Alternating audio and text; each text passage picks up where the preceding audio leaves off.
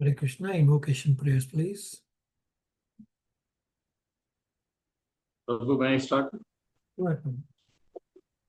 Om Ajnana Timirandasya Jnananjana Shalakaya Chaksurunmilitam Yena Tasmai Sri Guruve Namah Sri Chaitanya Manovistam Stapitam Yena Bhutali Swayam Rupa Kadamayam Stadati Swapadantikam Vande Ham Sri Guru Sri Yutapata Kamalam Sri Guru Vaishnavcha Sri Rupam Jagarajam Sahagana Raghunathan Pitam Tamsa Jivam Sadvaitam Sabadodam Parijana Sahitam Krishna Chaitanya Devam Sri Radha Krishna Padam Sahagana Lalita Sri Visakan Vitam Shah He Krishna Karuna Sindhu Dinabandhu Jagatpati Gopesa Gopika Kanta Radha Kanta Namostude Tapta Kanchana Gaurangi Radhe Vrinda Vaneshwari Risabhanu Sutatevi Pranamami Hari Priye Vanchakalpatrubhyascha Kripa Sindhubhya Ivacha Patitanam Bhavanebhyo Vaishnavebhyo Namo Namaha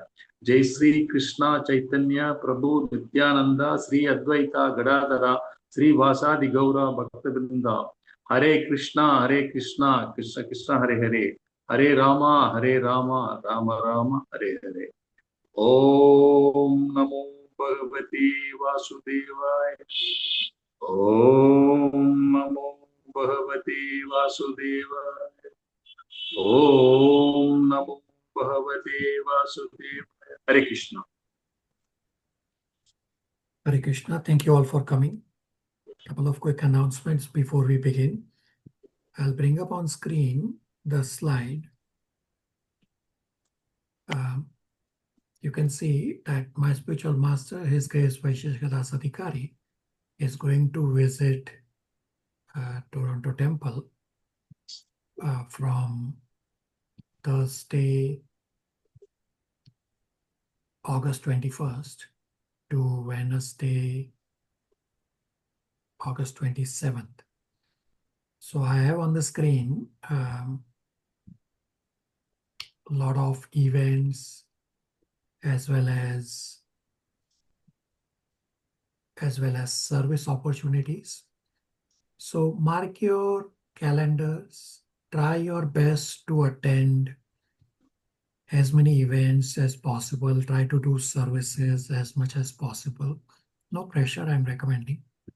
Most of the events will be live on Facebook or Zoom someplace. So I will share links. Now the links will come just before the start of the event. And whatever I have on the screen in terms of events and services, I will share fine-tuned details closer to the events. Now on Thursday, 5 p.m. onwards, there's a Disciple Sangha and Vyasa Puja. So previously, many of you have attended where we do the Vyasa Puja to the Archa Vigra picture form of Guru Maharaj. So this time the Vyasa Puja is directly to him being personally present. I think all of you should be able to attend. I'm still trying to get clarification who will be able to attend because it's included in the Disciple Sangha where only disciples attend the Disciple Sangha. So I'll clarify as we go along. And of course, services on Thursday from 12 noon or even earlier. Now Friday, Saturday and Sunday, there is Sankirtan training.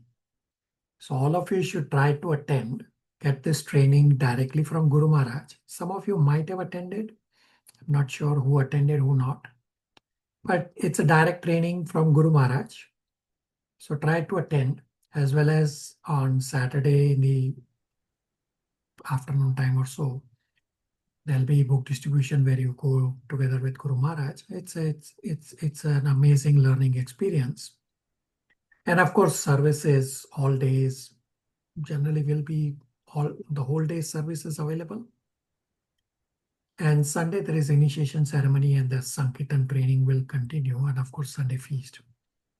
So I've only given this up to Sunday. Guru Maharaj is continuing the following Monday, Tuesday, Wednesday also.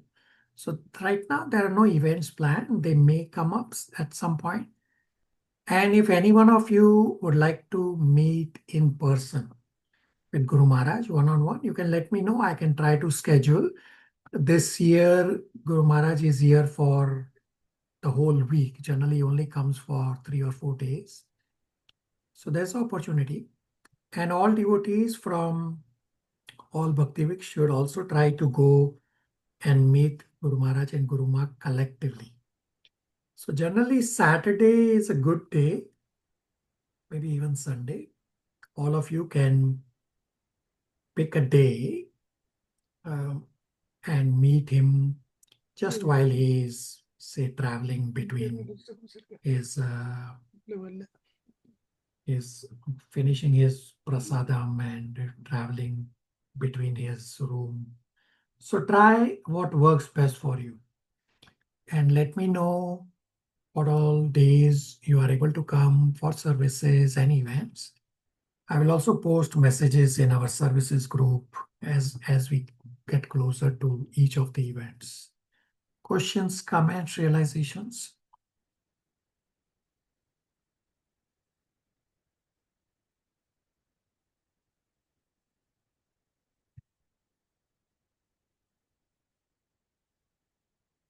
All right.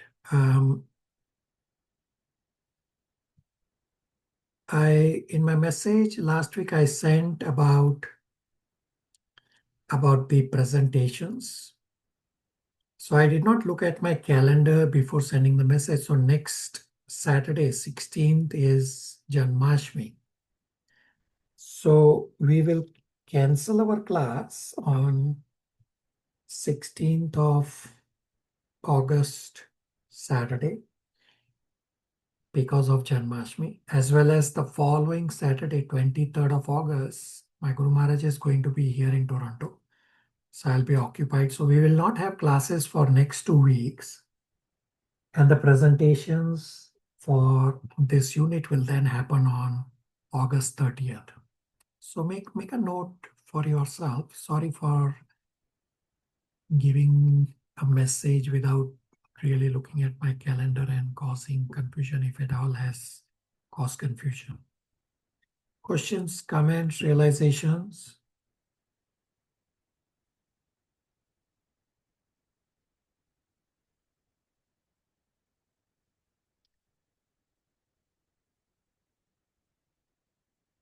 For the presentations, I have on the screen, there are still 3 spots available. So there are some devotees who have not yet selected. You please consider to select. So it is Abhishek Prabhu, Gopal Prabhu, Kalyani, and Sridhar Prabhu. So you have 4 of you and 3 spots available. Try your best to pick up some presentation. All right. So today we will discuss Canto 4, Chapter 12, verses 12 to 52, and finish this Chapter 12 as well as finish this unit. So today we will first discuss this Chapter 12 and then later we'll open the floor for striking points and inquiries from previous class. I just want to ensure that we finish this Chapter 12 today. Otherwise, we'll just get lingered for a few verses to the next class. So let me first discuss this chapter. So the context or the recap as to where we are. So Dhruv Maharaj was fighting with Yakshas and killing them all. Hence, Swayambhuva Manu arrives to stop Dhruv Maharaj from killing innocent Yakshas. And Swayambhuva Manu gives reasons to stop fighting, that Supreme Lord is the ultimate cause, and asks Dhruv Maharaj to give up anger. Then Kuvera also appears and speaks to Dhruv Maharaj. Kuvera instructs Dhruv Maharaj that time causes creation and destruction. plus bodily concept of I, me, mine causes repeated birth and death. Kuvera's instruction to Dhruv Maharaj is to worship the Lord, and Kuvera asked Dhruv Maharaj to ask for a benediction.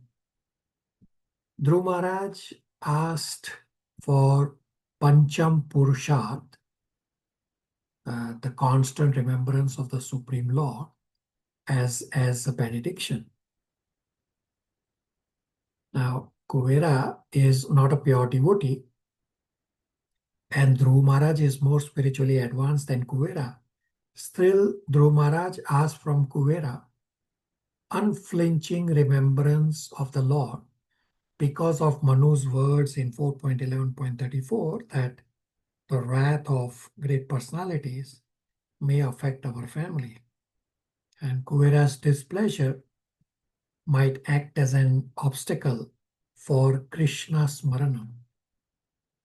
Therefore, Dhruv Maharaj requests will naturally remove any lingering resentment that Kuvera may have.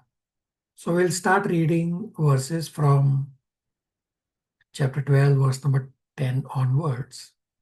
So this is part 2, verses 10 to 16. Title is Dhruva's Glorious Rule and Renunciation. Now these verses are straightforward, describing the glorious rule of Dhruv Maharaj, as well as describing the qualities of Dhruv Maharaj.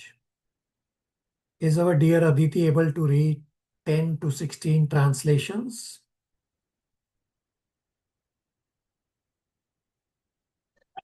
Hare Krishna Prabhu, I will read on our behalf, Prabhu. Yep. Text 10, translation. As long as he remained at home, Dhruva Maharaj performed many great ceremonial sacrifices in order to please the enjoyer of all sacrifices, the Supreme Personality of Godhead. Prescribed ceremonial sacrifices are especially meant to please Lord Vishnu, who is the objective of all such sacrifices and who awards the resultant benedictions. Text 11, translation. Dhruva Maharaj rendered devotional service unto the Supreme, the reservoir of everything, with unrelenting force, while carrying out his devotional service to the Lord. He could see that everything is situated in him only, and that he is situated in all living entities. The Lord is actually Achyuta because he never fails in his prime duty to give protection to his devotees. Text 12. Dhruv Maharaj was endowed with all godly qualities. He was very respectful to the devotees of the Supreme Lord and very kind to the poor and innocent, and he protected religious principles. With all these qualifications, he was considered to be the direct father of all the citizens. Text 13. Dhruv Maharaj ruled over this planet for 36,000 years. He diminished the reactions of pious activities by enjoyment, and by practicing austerities, he diminished inauspicious reactions. Text 14. The self-controlled great soul, Dhruv Maharaj, thus passed many, many years favorably executing three kinds of worldly activities, namely religiosity, economic development, and satisfaction of all material desires. Thereafter, he handed over the charge of the royal throne to his son. Text 15. Srila Dhruva Maharaj realized that this cosmic manifestation bewilders living entities like a dream or phantasmagoria, because it is a creation of the illusionary external energy of the Supreme Lord. Text 16. Thus, Dhruva Maharaj at the end left his kingdom, which extended all over the earth and was bounded by the great oceans. He considered his body, his wives, his children, his friends, his army, his rich treasury, his very comfortable palaces, and his many enjoyable pleasure grounds to be the creation of the illusionary energy. Thus, in due course of time, he retired to the forest in the Himalayas known as Badrikashram. Hare Krishna, Prabhu. So straightforward verses. Now in verse number 13, Dhruv Maharaj was exhausting his good and bad karmic credits. Now Srila Prabhupada explains in verse 13 purport, we'll soon read, that Dhruv Maharaj desired to destroy his sinful reactions only out of humility. Actually, Dhruv Maharaj does not have karmic reaction because He has already developed prema bhakti. So devotee is not concerned with enjoyment or distress. Rather, devotee is simply focused on doing services. When something favorable happens, devotee understands that his pious karma is exhausted. And when something bad happens, devotee understands that his bad karma is exhausted. Shivangi, verse 13 purport.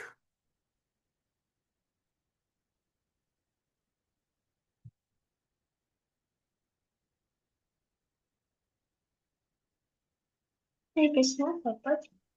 That Dhruva Maharaja ruled over the planet for 36,000 years means that he was present in the Satya Yuga because in the Satya Yuga people used to live for 100,000 years. In the next Yuga, Treta Yuga, people used to live for 10,000 years. And in the next Yuga, Dwapara for 1,000 years. In the present age, the Kali Yuga, the maximum duration of life is 100 years. With the change of the yugas, the duration of life and memory, the quality of kindness and all other good qualities diminish. There are two kinds of activities, namely pious and impious. By executing pious activities, one can gain facilities for higher material enjoyment, but due to impious activity, one has to undergo severe distress. A devotee, however, is not interested in the enjoyment or is affected by distress. When he is prosperous, he knows I am diminishing the results of my pious activities. And when he is in distress, he knows I am diminishing the results or reactions of my impious activities. The devotee is not concerned with enjoyment or distress, he simply desires to execute devotional service. It is said in the Srimad Bhagavatam that devotional service should be apratihata, unchecked by the material conditions of happiness or distress. The devotee undergoes processes of austerity such as observing Ekadasi and so many other fasting days and refraining from illicit sex life, intoxication, gambling, and meat eating. Thus he becomes purified from the reactions of his past and pious life, and because he engages in devotional service, which is the most pious activity, he enjoys life without separating death. Hare Krishna. Questions, comments?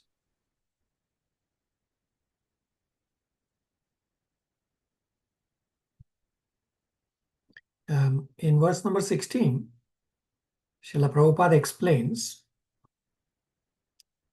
what can be understood from the activities of Dhruva Maharaj.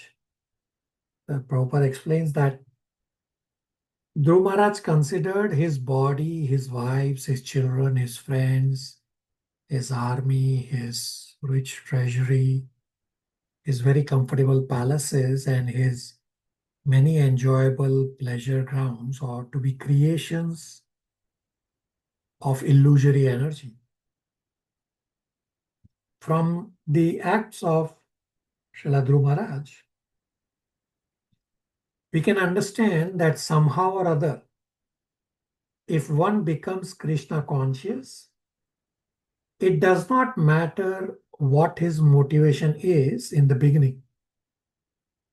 He will eventually realize the real truth by the grace of the Lord. Mother Jija, 16 purport.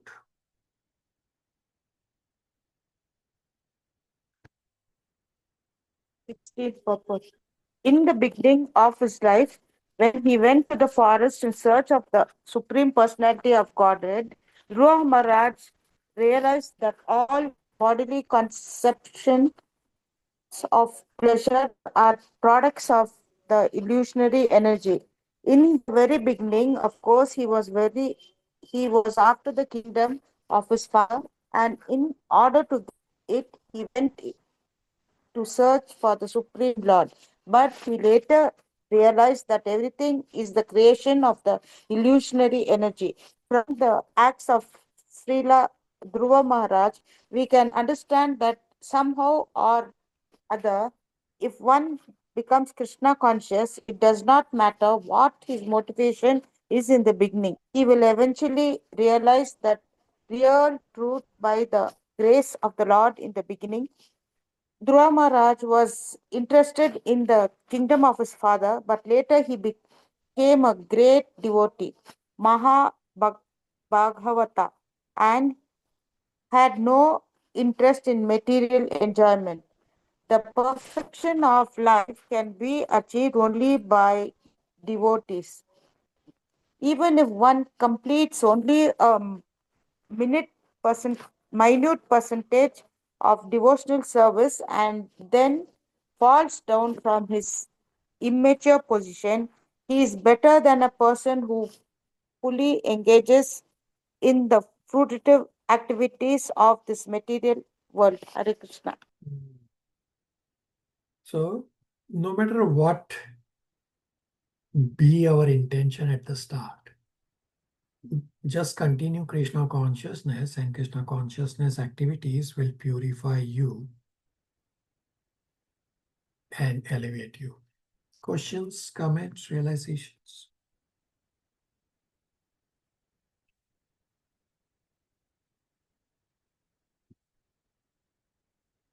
All right, part 3 is verses 17 to 35. Dhruva Maharaj ascends to Dhruvaloka. That when one attains liberation from gross and subtle body, then one is competent and fully prepared to be transferred to spiritual world. Now, to explain this, in verse number 18, analogy is given that when a coconut becomes completely dry, the coconut pulp within the coconut shell separates from the bondage of the shell and the outer covering.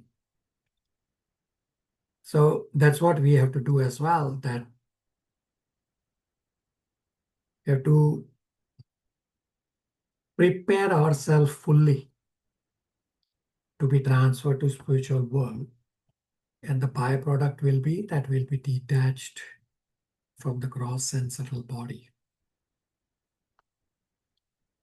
Uncle will read 17 to 19 translations.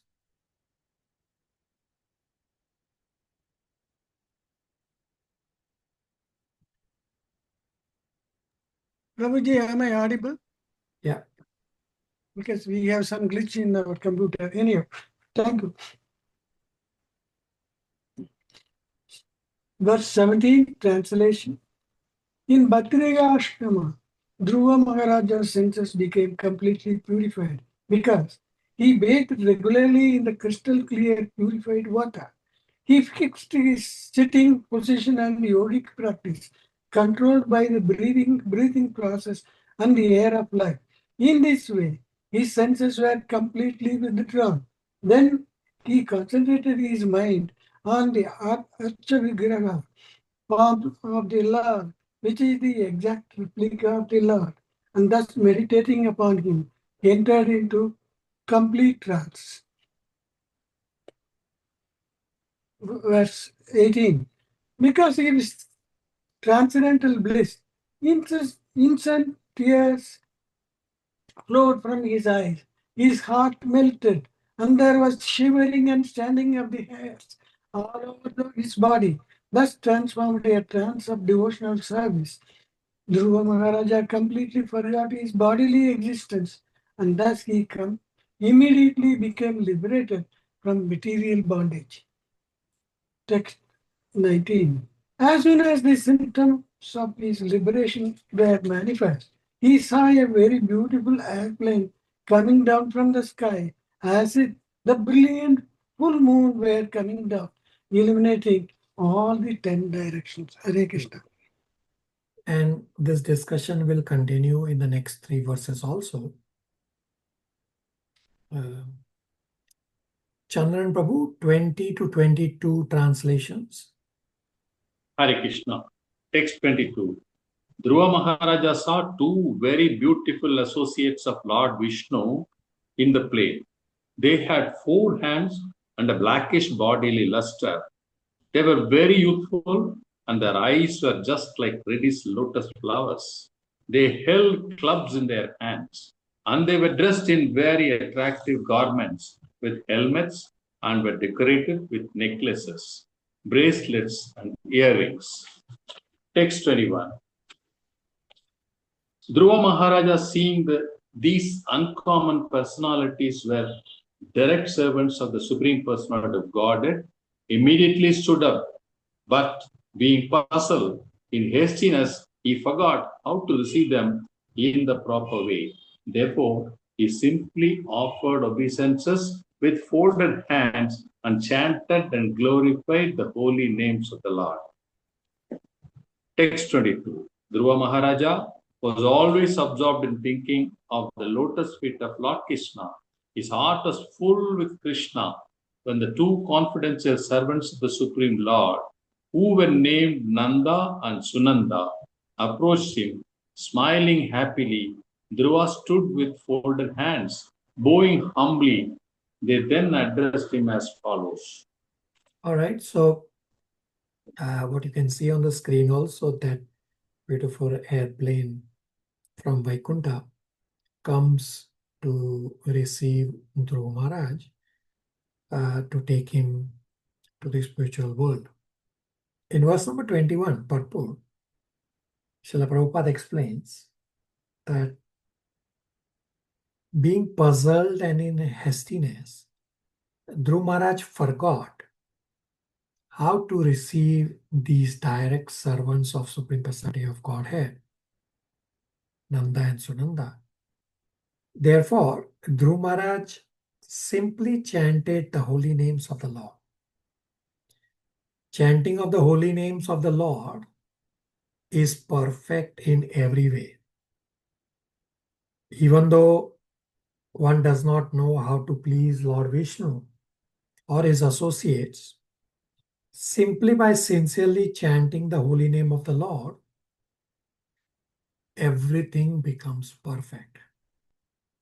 A devotee, therefore, either in danger or in happiness, constantly chants the Hare Krishna Mahamantra. Chandran Prabhu, read 21 purport. Hare Krishna. Yeah, text 21 purport. Chanting of the holy names of the Lord is perfect in every way. When Dhruva Maharaja saw the Vishnu Dutas, the direct associate of Lord Vishnu, four-handed and nicely decorated, he could understand who they were. But for the time being, he was puzzled. But simply by chanting the holy name of the Lord, the Hare Krishna mantra, he could satisfy the uncommon guests who had all of a sudden arrived before him. The chanting of the holy name of the Lord is perfect. Even though one does not know how to please Lord Vishnu or his associates, simply by sincerely chanting the holy name of the Lord, everything becomes perfect. A devotee, therefore, either in danger or in happiness, constantly chants the Hare Krishna mantra. When he is in danger, he is immediately relieved. And when he is in a position to see Lord Vishnu or his associates directly, by chanting this Mahamantra, he can please the Lord. This is the absolute nature of the Mahamantra. Either in danger or in happiness, it can be chanted without limitations. Hare Krishna. Questions, comments, realizations?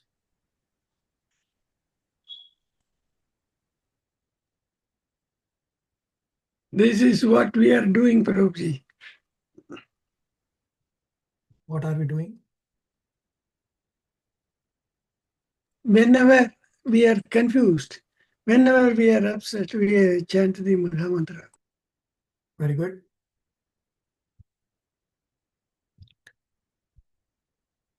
So now these direct servants of Supreme Lord, Nanda and Sunanda, who have come to take Dhruva Maharaj, they speak to Dhruva Maharaj. So you can look on the screen that these two personalities on the screen in bluish body, four-headed form, they look very much like Narayan. they are directly from Vaikuntha. So all residents of Vaikuntha are have this identical body, the four-ended body, just as Lord Narayan. They are all dressed also similarly. So you can just visualize that when you all go to say Vaikuntha, then you all will get body like this.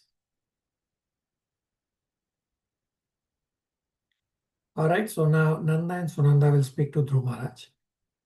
Mother Chandra Aunty, 23 to 26 translations. Actually till 29, 23 to 29 translations.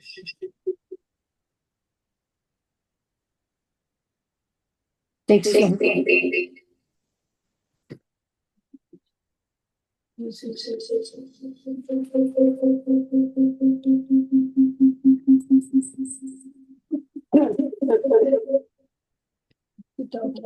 Mother Chandra Aunty, your voice is not clear. You want to use the other connection at your home? Mute your this connection. Okay, they both are disconnected. Kalyani, are you able to read 23 to 29?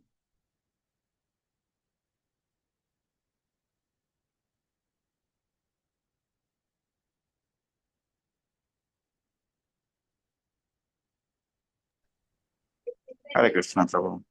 Krishna. 20 to 29. Text 23. Hare Krishna.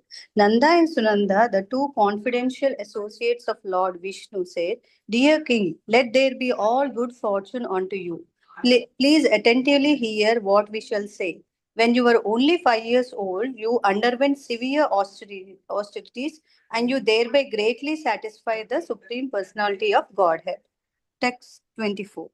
We are representatives of the Supreme Personality of Godhead, the creator of the whole universe, who carries in his hand the bow named Saranga. We have been specifically deputed to take you to the spiritual world. Text 25. To achieve Vishnu Loka is very difficult, but by your austerity, you have conquered even the great rishis and demigods. You have conquered even the great rishis and demigods cannot achieve this position. Simply to see the supreme abode, the Vishnu planet, the sun and moon, and all other planets, stars, lunar mansions, and solar systems are circumambulating it. Now, please come. You are welcome to go there. Text 26. Dear King Dhruva, neither your forefathers nor anyone else before you ever achieved such a transcendental planet. The planet known as Vishnu Loka, where Lord Vishnu personally resides, is the highest of all. It is worshipable. 1 minute. Okay. Planet known as Vishnu Loka, where Lord Vishnu personally resides, is the highest of all. It is worshipable by the inhabitants of all other planets within the universe. Please come with us and live there eternally. Prabhuji, 27 also? Up to 29. Okay. Text 27. O immortal one, this unique airplane has been sent by the Supreme Personality of Godhead, who is worshipped by selected prayers and who is the chief of all living entities. You are quite worthy to board such a plane. Text 28. The great sage Maitreya continued, Maharaja Dhruva was very dear to the Supreme Personality of Godhead. When he heard the sweet speeches of the Lord's chief associates in the Vaikuntha planet, he immediately took his sacred bath, dressed himself with suitable ornaments, and performed his daily spiritual duties. Thereafter, he offered his respectful obeisances to the great sages present there and accepted their blessings. Text 29. Before getting aboard, Dhruva Maharaja worshipped the airplane, circumambulated it, and also offered obeisances to the associates of Vishnu. In the meantime, he became as brilliant and illuminating as molten gold. He was thus completely prepared to board the transcendental plane. Hare Krishna. All right. Straightforward verses. Now,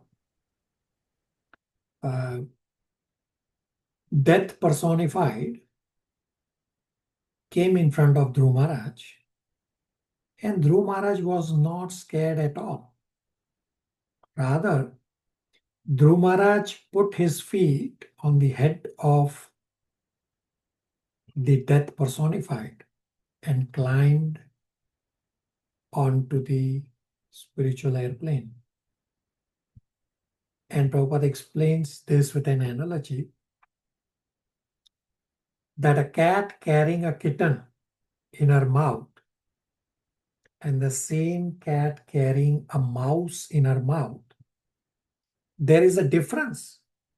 The kitten feels secure in mother's mouth, while the mouse fears death.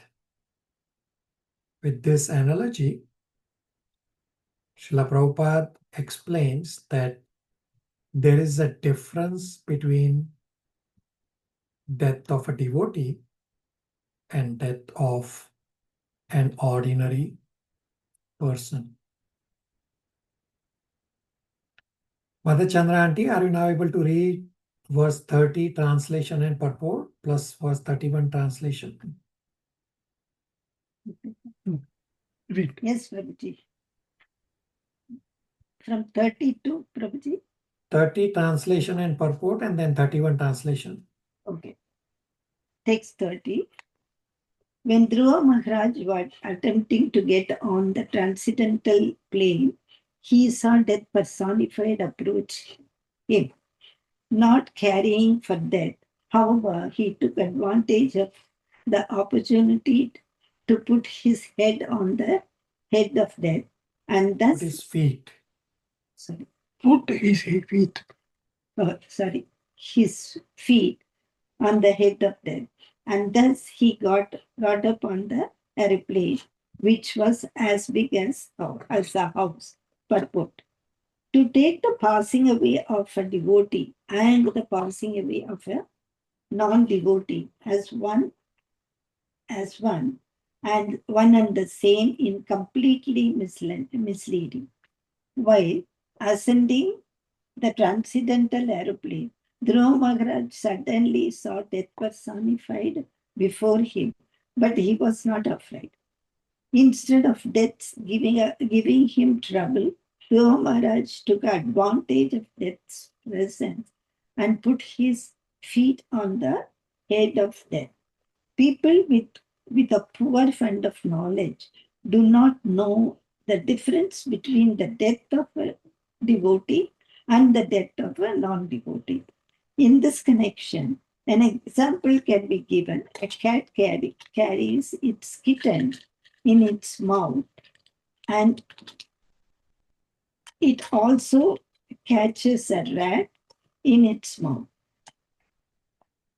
Superficially, the catching of the rat and the kitten appears to be one and the same, but actually they are not. When the cat catches the rat in its mouth, it means death for the rat. Whereas when the cat catches the kitten enjoys it. When Dhruva Maharaj boarded the aeroplane, he took advantage of the arrival death personified, who came to offer him obeisances, putting his head on the head of them. He got up, and the unique aeroplane, which is described here to be as big as a house. Graham. There are many other similar instances of Bhagavata literature. It is stated that when Kartama Muni created an aeroplane to carry his wife, Dhruva Devahuti, all over the universe, the aeroplane was like a big city, carrying many houses, lakes and gardens. Modern scientists have manufactured big aeroplanes, but they are packed with passengers who experience all sorts of discomfort while riding in them. Material scientists are not even perfect in manufacturing a material aeroplane. In order to compare to the plane used by Gardama or the plane sent from Vishnu Loka, they must manufacture an aeroplane equipped like a big city All the comforts of life. with all the comforts of life, lakes, gardens, park, etc. Their planes must be able to fly in outer space and hover and visit all other planets. If they invent such a plane, they will not have to make different space stations for fuel to travel into outer space. Such a plane would have an unlimited supply of fuel, or like the plane from Vishnu Loka would fly without it. Text 31. At that time, drums and kettle drums resounded from the sky. The chief Gandharvas began to sing, and other demigods showered flowers like torrents of rain upon Dhruva Maharaj. Hare Krishna. So Dhruva Maharaj placed his feet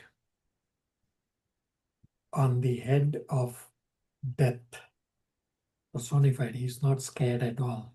You get the analogy. Questions, comments, realizations? Switch off.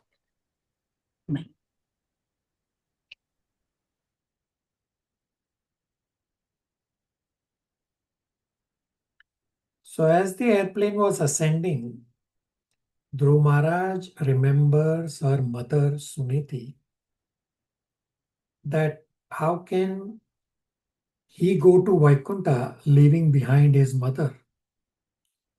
Because Suniti is Dhruva Maharaj's Patha Pradaksha Guru, means who first instructed Dhruva Maharaj in achieving Lord's favor. So this Patha Pradaksha Guru, all of us will have it, whether or not we realize. So whosoever brought us first to spirituality is our Patha Pradaksha Guru. Now, understanding Dhruva Maharaj's mind, Nanda and Sunanda showed Dhruva Maharaj that actually Suniti was on another airplane, similar another airplane, also traveling to spiritual world. And in the purport, Srila Prabhupada says a message to all mothers to take inspiration from Suniti, that every mother should instruct and train her child to become a devotee of the Supreme Lord. Shivangi, 32, translation and purport.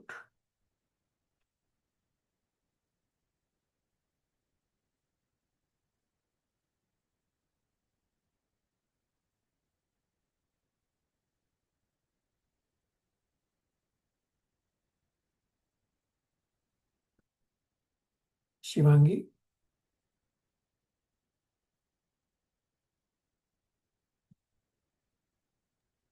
Sorry, Prabhu. 32, translation and purport. Yeah.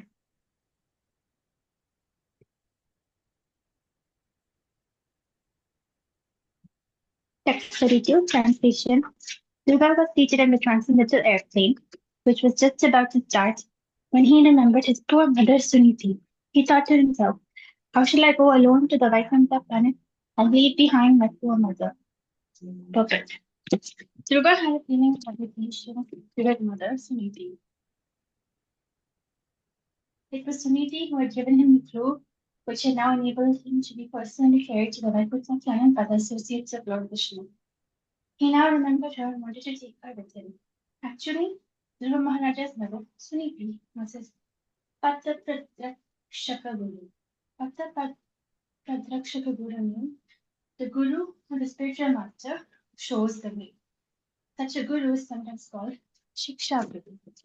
Although Narada Muni was a Diksha Guru, initiating spiritual master, Suniti, his mother, was the first to give him instruction on how to achieve the favor of the Supreme Personality of Godhead. It is the duty of the Siksha Guru or Diksha Guru to instruct the disciple in the right way, and it depends on the disciple to execute the process. According to Shastric injunctions, there is no difference between Siksha Guru and Diksha Guru, and generally the Siksha Guru later on becomes the Diksha Guru. Suniti, however, being a woman, and specifically his mother, could not become Dhruva Maharaja's Diksha Guru. Still, he was not less obliged to Suniti. There was no question of carrying Narada Muni to Vaikuntha Loka, but Dhruva Maharaja thought of his mother. Whatever plan the Supreme Personality of Godhead contemplates, he immediately fructifies.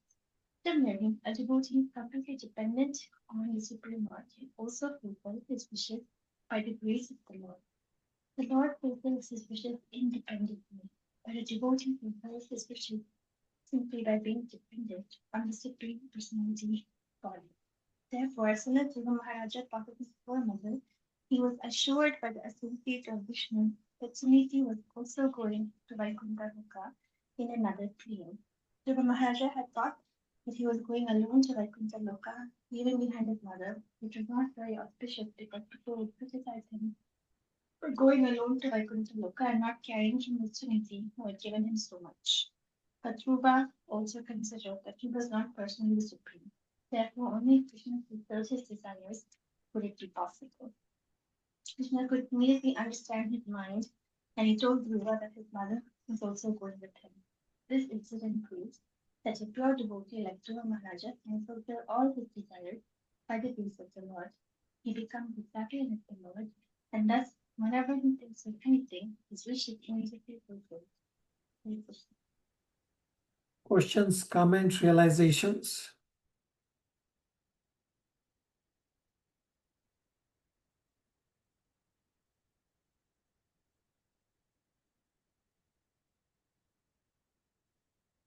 Sridhar Prabhu, 33, translation, purport.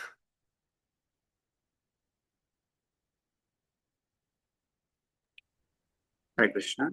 33, translation.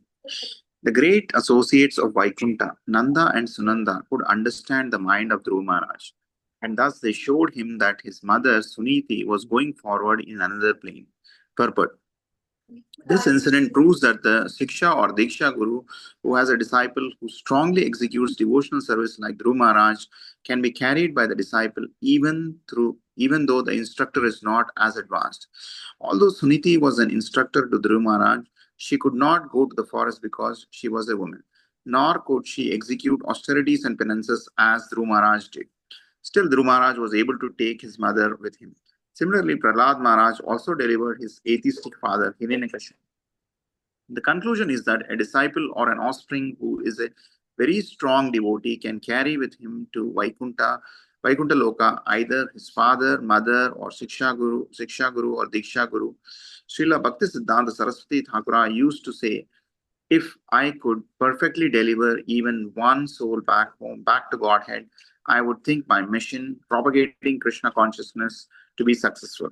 The Krishna consciousness movement is spreading now all over the world, and sometimes I think that even though I am crippled in many ways, if one of my disciples becomes as strong as Dhruva Maharaj, then he will be able to carry me with him to Vaikuntha Loka. Hare Krishna.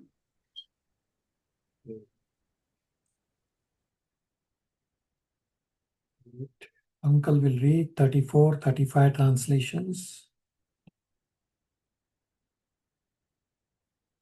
Hare Krishna.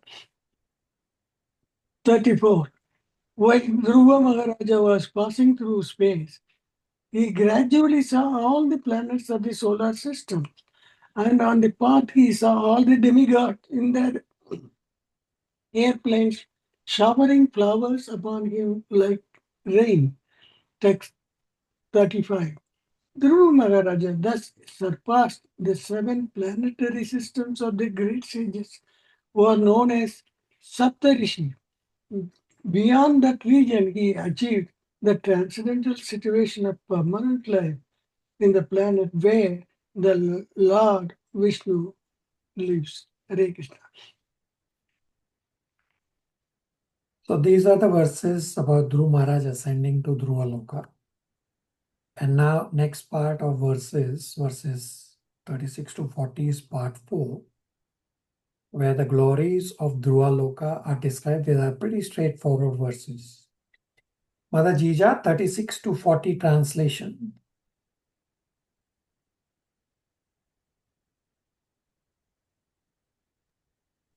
Text 36. The self-effulgent Vaikuntha planets, by whose illumination alone all the illuminating planets within this material world give off reflected light, cannot be reached by those who are not merciful to other living entities. Only persons who constantly engage in welfare activities for other living entities can reach their Vaikuntha planets. Text 37. Persons who are peaceful, equipoised, cleansed, and purified, and who know the art of pleasing all other living entities, keep friendship only with devotees of the Lord. They alone can very easily achieve the perfection of going back home, back to Godhead. Text 38. In this way, the fully Krishna conscious Dhruva Maharaj, the exalted son of Maharaja Uttanapada, attained the summit of the three status of planetary systems. Text 39. Saint Maitreya continued, My dear Vidura, descendant of Guru, as a herd of bulls circumambulates a central pole on the right side, all the luminaries within the universal sky unceasingly circumambulate the abode of Dhruva Maharaj with great force and speed. Text 40. After observing the glories of Dhruva Maharaj, the great sage Narada, playing his veena, went to the sacrificial arena of the Praketas and very happily chanted the following three verses. Hare Krishna. Straightforward verses. Any questions, comments?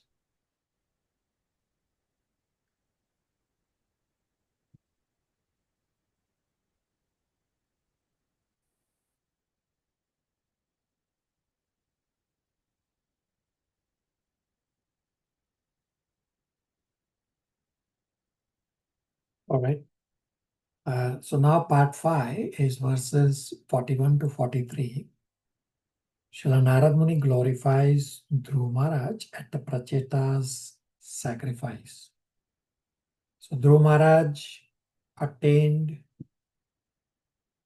the unattainable at a very young age.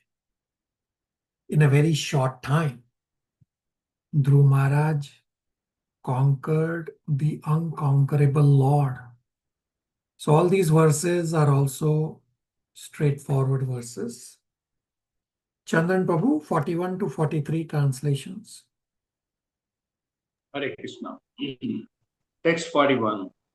The great sage Narada said, simply by the influence of his spiritual advancement and powerful austerity, Dhruva Maharaja, the son of Suniti, who was devoted to her husband, acquired an exalted position not possible to attain even for the so-called Vedantists, or strict followers of the Vedic principles, not to speak of ordinary human beings. Text 42.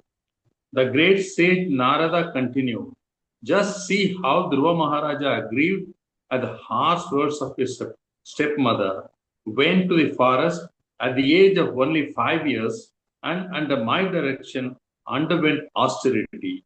Although the Supreme Personality of Godhead is unconquerable, Dhruva Maharaja defeated him with the specific qualifications possessed by the Lord's devotee. Text 43. Dhruva Maharaja attained an exalted position at the age of only 5 or 6 years. After undergoing austerity for 6 months, alas, a great Kshatriya cannot achieve such a position even after undergoing austerities for many, many years. Text 44. The great sage. Correct. So, straightforward verses Narmani is glorifying. And the last set of verses, verses 44 to 52, is part 6. Section title is Falasruti. Kalyani, 44 to 52 translations.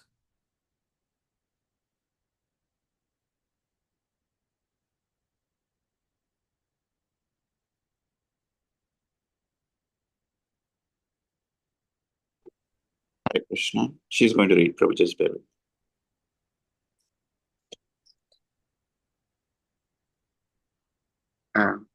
44.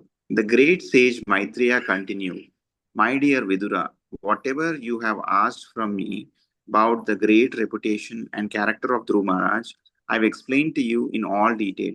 Great saintly persons and devotees very much like to hear about Dhruva Maharaj. 45. By hearing the narration of Dhruva Maharaj, one can fulfill desires for wealth, reputation, and increased duration of life.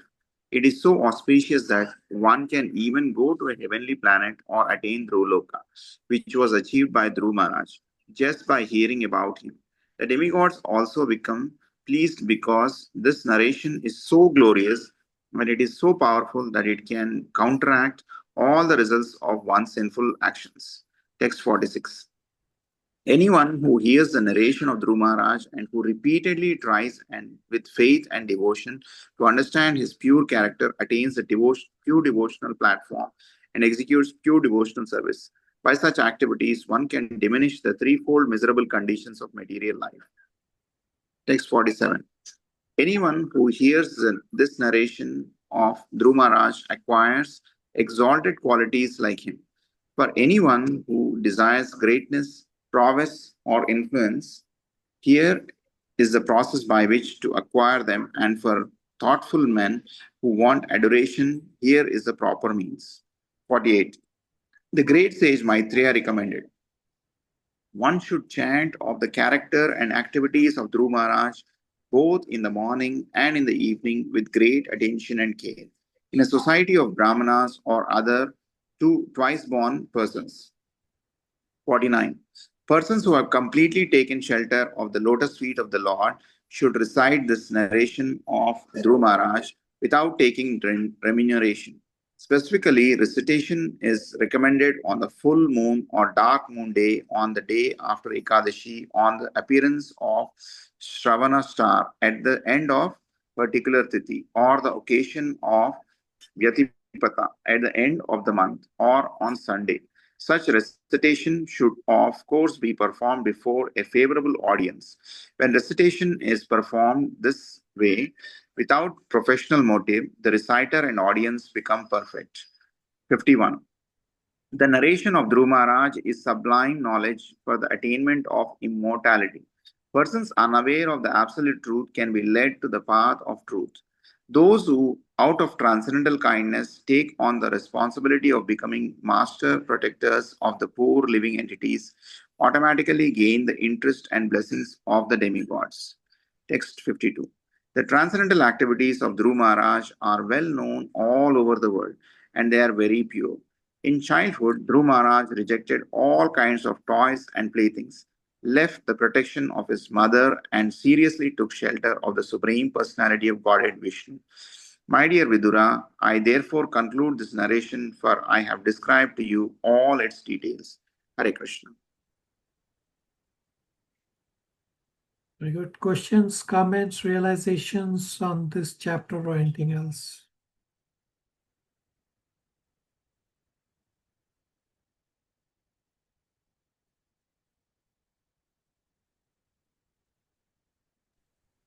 One thing I realized, Prabhuji, Prahalada could carry his father, Hiranyakashipu.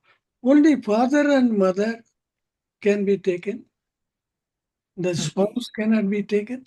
We read in one of the purports where Dhruv Maharaj is talking about the mother. Anybody can be taken as long as they are spiritually advanced, or even if they are not spiritually advanced, you can still take if you get the blessings.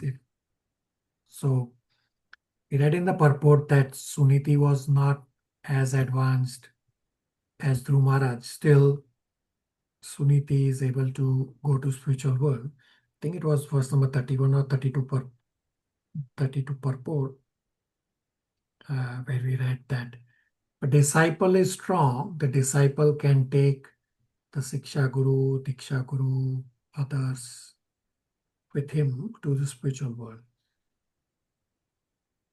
Thank you.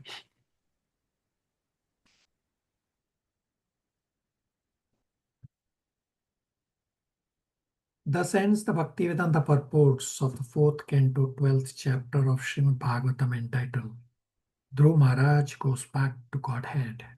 So we completed this chapter 12 and this unit 16. Let me first give you questions from this chapter, and we will discuss the previous questions. Question number 1. What can be understood from the acts of Dhruv Maharaj? Comes from verse number 16.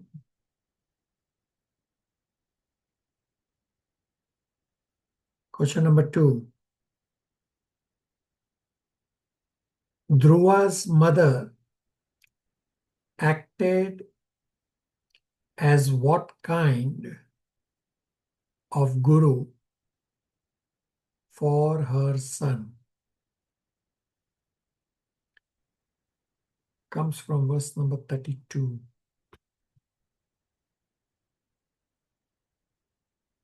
That's all I have to speak. You can go ahead with striking points and inquiries from earlier.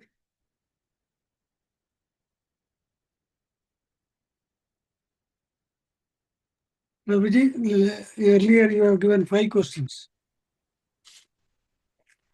Earlier session. Can I? Yeah, go ahead. Question 1. Why did Swayambhu Manu preach to Dhruva to stop fighting? The Lord is the supreme controller of everything, but everyone in the material world forget the supreme controller and wish to lord over material nature and try to become the supreme controller. Swayambhu Manu, the grandfather of Dhruva, was very much concerned about Dhruva's personal ambition to fight to annihilate the entire race of Yakshas, which is false and to be eradicated, since death and immortality is controlled by the Supreme Lord. For he is death, for demons, for devotees he is Amrita, the nectar of immortality. Hence, Dhruva, the devotee, was advised to refrain from personal ambition and surrender to the Supreme Lord. Do I continue or others will do? Somebody else wants to speak? Prabhuji, Hare Krishna.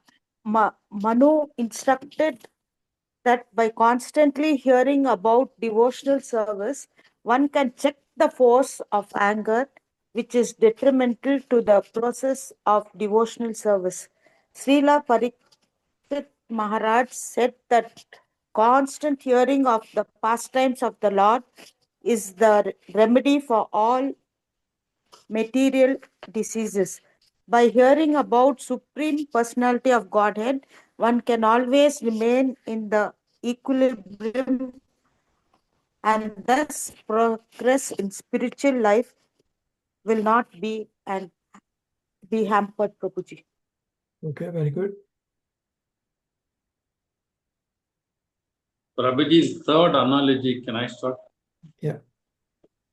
analogy is about the pots and potter. It is compared to the energy from the Supreme Lord. Everything is happened by the energy of Supreme Lord. How the material force is working is explained in the analogy potter and potter's wheel. Actual cause of creating varieties of pots are only due to potter, just like energy of the Supreme Lord. In Bhagavad Gita, Krishna says that everything depends on his energy, and yet he is not everywhere. Likewise, pot is produced under certain conditions of actions and reactions of material energy, but the potter is not in the pot. Material creation is by the Lord, but he remains aloof. This is what I understand. All right, very good.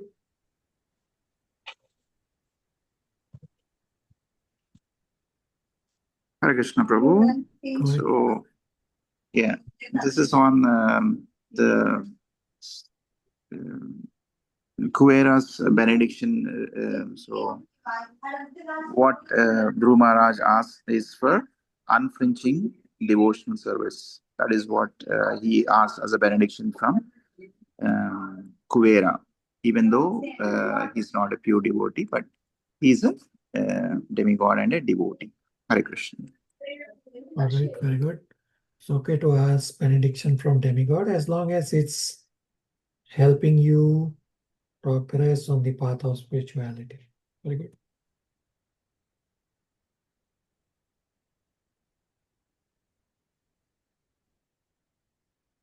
Anything else?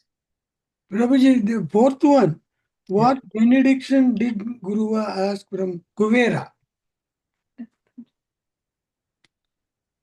Am I right? Yeah, go ahead. The most elevated Dhruva Maharaja asked for a benediction surpassing the highest Purushartha, liberation. He wanted that he constantly remembers lotus feet of the Lord, known as Panchama Purushartha. Rest all are very insignificant to his eyes. Hare Krishna. Okay, very good.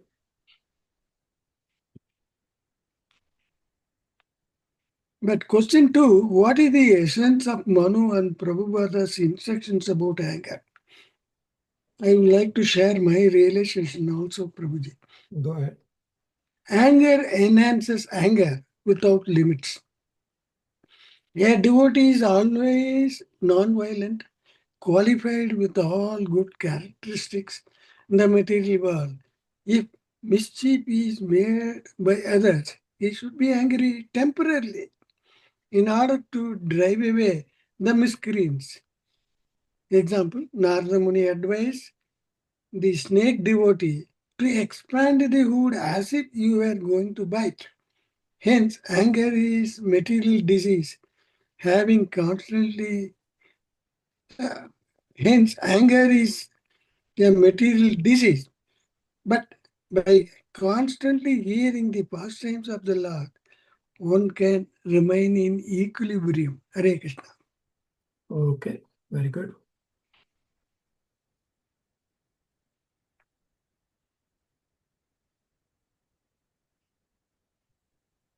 I also wish to share what Sridhar Prabhu covered about as my relation. Why did Dhruva Maharaj take benediction from demigods? A Vaishnava is not interested in asking benediction from demigod or Supreme Personality of Godhead. A Vaishnava never objects to take benediction from a demigod if it is favorable to advance Krishna consciousness, whether it is in the spiritual world or material world. He would always wants to remember the Supreme Personality of Godhead. Hare Krishna. All right, very good.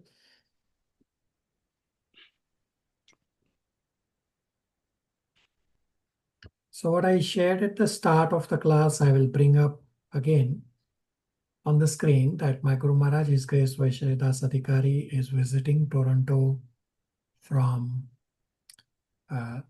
Thursday, August 21st to Wednesday, August 27th. So there will be Srimad Bhagavatam classes every day. And then there are events on Thursday, Friday, Saturday, Sunday, which service is also possible. Thursday, there is Vyasa Puja as part of Disciple Sangha. I'll clarify whether you all will be able to attend. Friday, Saturday, Sunday, there is Sankirtan training. You should all try to attend. You get learning directly from Guru Maharaj. Saturday, there also will be book distribution. And services, of course, they'll be there throughout the day. And Guru Maharaj will be here from Monday, Tuesday, Wednesday, also the following week. I have not put on the chart here, because no events are planned at this point. I will share information as it becomes fine-tuned, as it becomes more available. Let me know what all days you can come. All devotees should try to meet Guru Maharaj collectively and explain what all you are doing, what all you are learning, and ask what more spiritual inquiries you may have so as to elevate yourself.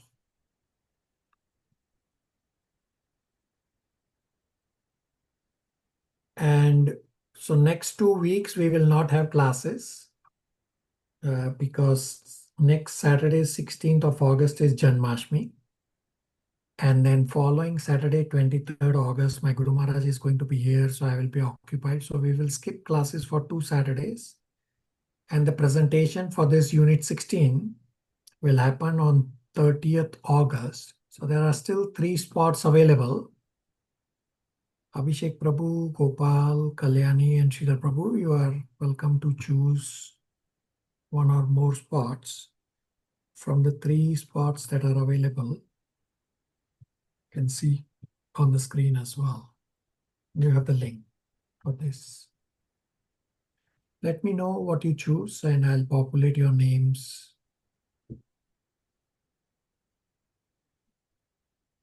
Okay,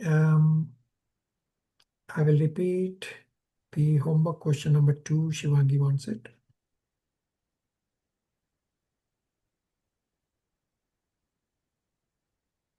So homework question number 2 is Mother.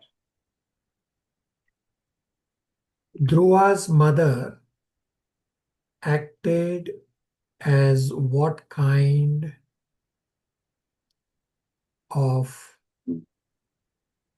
spiritual master or what kind of guru for her son? Comes from verse number 32.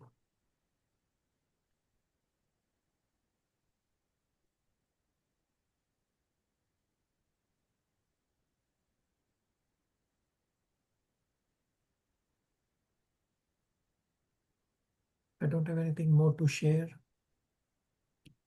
Are we okay to stop here? Yes. Thank you, Prabhuji, for benefit. Hare Krishna. Hare Krishna, Prabhuji.